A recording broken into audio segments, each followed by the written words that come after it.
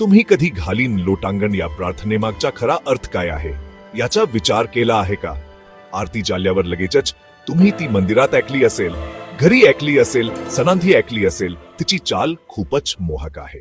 शब्द लोकांना आकर्षित करतात. महाराष्ट्रभर लोकप्रिय आहे, इतर ठिकाणीही लोकप्रिय आहे. पण एक गोष्ट बऱ्याच लोकांना माहित नाही, ही प्रार्थना फक्त एकाच्या देवाला समर्पित नाही. अनेक जण समजतात ती फक्त गणपतीसाठी नाही, खरं तर ती कोणत्याही देवासाठी असलेली भक्तीचे एक सुंदर मिश्रण आहे. आता ही प्रार्थना इतकी खास का आहे ते पाहूया. यातले 4 मुख्य श्लोक वेगवेगळ्या कवींनी लिहिले आहेत, वेगवेगळ्या काळात लिहिले आहेत. पहिला श्लोक मराठीत आहे, पुढचे 3 संस्कृतमध्ये आहेत. परंपरेची भावना, वैश्विकतेची भावना.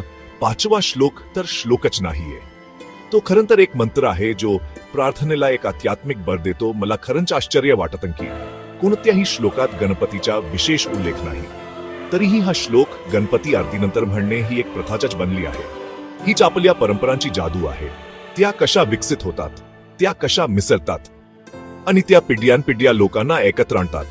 त्यामुळे पुढच्या वेळी जेव्हा तुम्ही घालीन लोटांगण ऐकाल तेव्हा लक्षात ठेवा, ही फक्त एक प्रार्थना नाही, भाषांना एकत्र करते, कवींना एकत्र करते, कारांना एकत्र करते.